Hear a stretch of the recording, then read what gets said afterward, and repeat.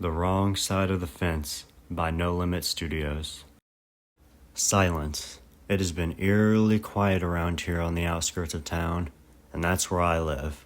My name is Bear, and I'm 16 years old, and I'm going to avoid using my last name in case this falls into the wrong hands.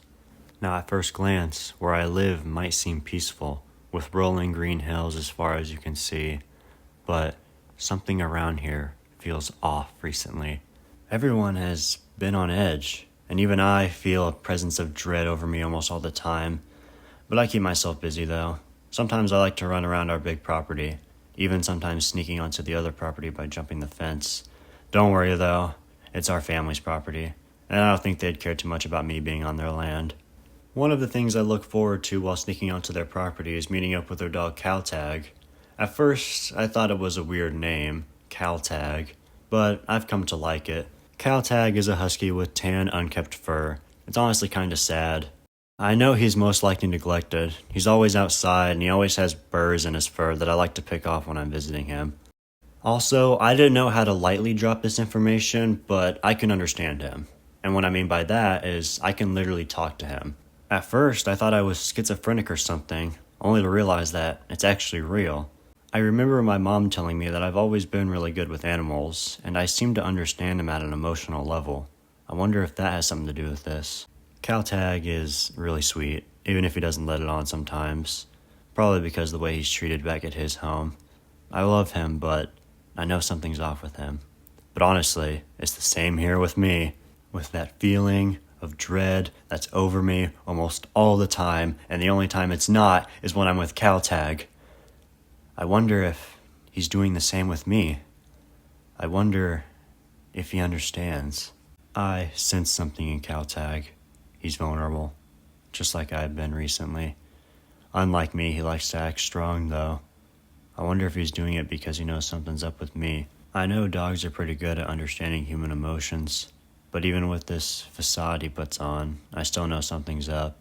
Most likely has something to do with the fact that he's neglected by his own owners. I've always wished he was my dog. I could take care of him so much better. He could stay here with me, and in those times that I feel vulnerable, I have someone to go to that understands. But after all that about him, what's my problem? What's going on with me? The feeling of overwhelming dread? The feeling that something or someone could turn in an instant? Well, you see, it's not just me and Cal-Tag that feel this way.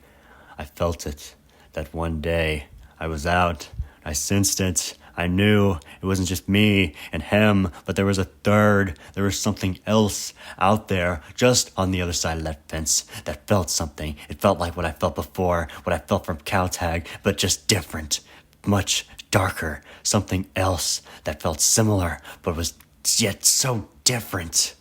I just knew I had to find out more. But what happened that day that led up to this? Well, we were out in town, me and my mom. We stopped by the thrift store. I like going to thrift stores because sometimes you could find some cool stuff for a relatively cheap price, assuming the stuff you get isn't haunted.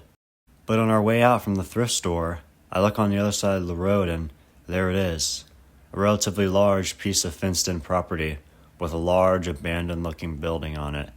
I swear, every time I looked at that building, my head felt like it was spinning. I felt like something was calling me from inside. I felt something familiar from that building. A very familiar sense of sorrow. Like the sorrow I have felt while everyone around me has been dead inside. The same kind of sorrow I feel from Cal-Tag whenever I'm with him. I felt that sense of sorrow from not just the building, but from something in that building. And after that, I couldn't stop thinking about it. And I just knew that I had to figure out more about it. After that, we went home. Unfortunately, it wasn't much better there either. Another one of those edgy kind of nights. I shrugged it off, though. I was more focused on what the deal was with that building. I knew I had to figure out more about it. Luckily, tomorrow, there was a pretty good opportunity for that. The next morning, I was home alone. My dad was at work and my mom was visiting my grandma. So I quickly grabbed a few things, like a crowbar and a pocket knife, loaded it up, I got on my bike and began to head that way. Now I know going out there alone sounds kind of stupid, Forget the house itself, I could be attacked on the streets.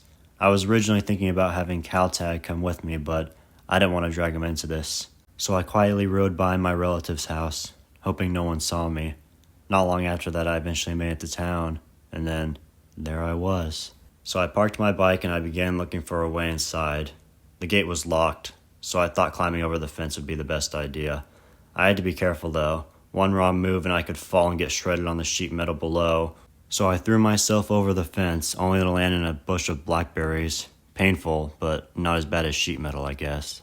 After pulling myself out of the blackberries, I began walking towards the entrance of the building. On my way there, I realized that there are no signs of anyone trespassing in here. No vandalism or anything at all. There wasn't a single no trespassing sign on the way in here. I can't imagine why no punks would come in here to vandalize stuff. I walked up to the entrance door. Surprisingly, it was left unlocked, which further makes me question why no one has come in here yet. As soon as I entered the building, I was hit with the most pungent odor. It smells like something's been rotting in here. And after walking around for a bit, I realized what kind of building this is. This is a psychiatric hospital, the place people go when they're dealing with mental disorders or insanity, except it's left completely abandoned. The windows are all boarded up, not letting any natural light in. It's dark in here, but not dark enough to the point where I can't see anything. And it's dead quiet. Nothing but the sounds of the creaky floorboards under my feet and the cold breeze from outside. But then eventually, I heard something. It sounded like someone moaning down the hall, but I didn't just hear it. I felt it. It was vibrating my chest, and even the furniture around me began to shake as the sound became louder. And then I saw something. At first, I thought it looked like a person. I was scared, thinking it could be a homeless person trying to attack me. But then, I realized they had no legs. They were levitating. I was standing there, frozen in fear, as whatever this thing is began to move closer to me. And then, I got a real good look at it. It was wearing a piece of black clothing with only its head and arms visible, which were nearly completely skeletal except for a tight layer of rotten skin wrapped around them. Its neck was completely shattered, with a jaw filled with rotten teeth barely hanging on, and a pair of murky, yellow, sunken-in eyes that stared right through me. It started to close in on me, and then I finally got enough courage to run through a nearby door, which ultimately led me upstairs.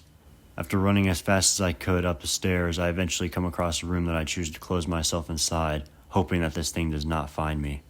After calming down a bit, I start looking around the room that I closed myself into, only to come across some medical documents.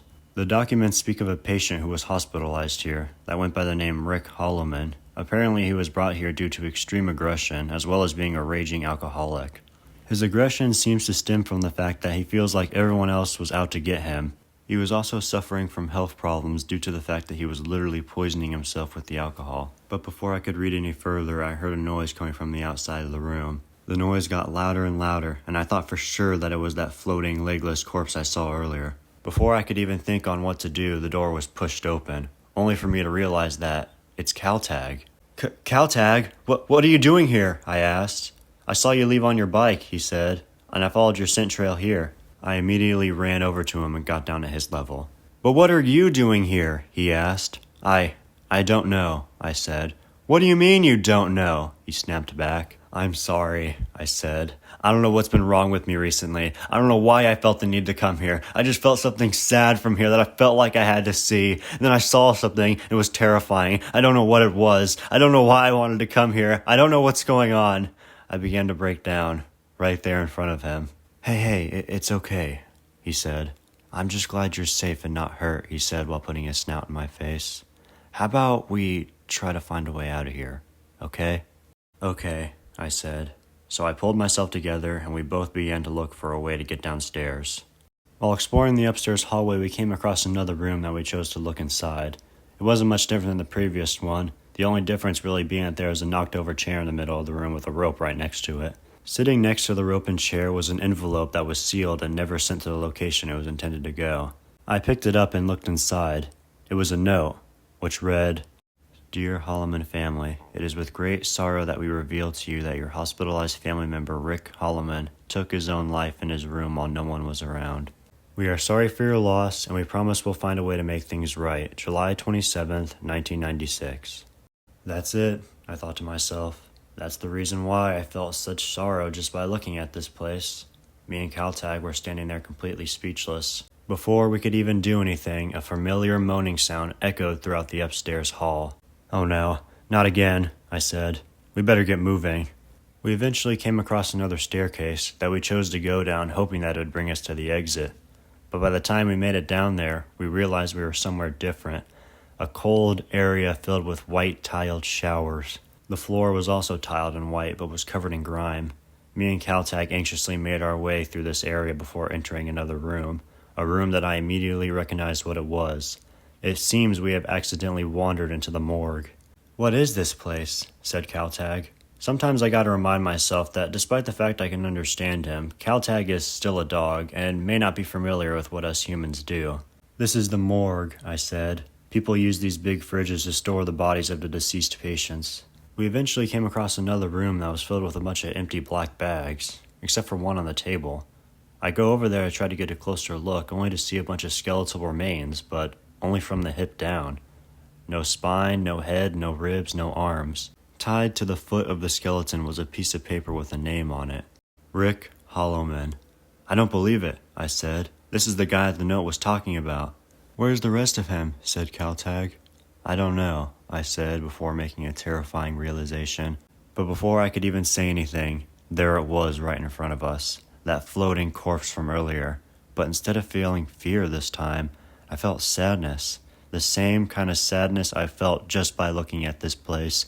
Then I made the connection. This thing is him, Rick Hollowman, the man who took his own life here, half in the grave, half an echo of his traumatic death. A man that was no different from us, but he could not accept his sensitivity as a gift, so he blocked everything out, ultimately leading to his untimely death. "I'm sorry," were the only things he said before he vanished, leaving nothing but bones behind, which fell into the bag with the rest of his remains. Me and Caltag went home. Nobody found out we were gone. Not long after this, the relative of mine that owned Caltag was moving, and he wasn't taking him with him. No other family members wanted anything to do with him, so I accepted him in with open arms. His fur is now clean and soft, and he has since dropped the tough persona.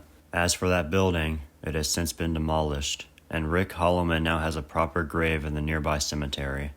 Sometimes me and Caltag visit his grave, knowing his story might have finally allowed him to move on.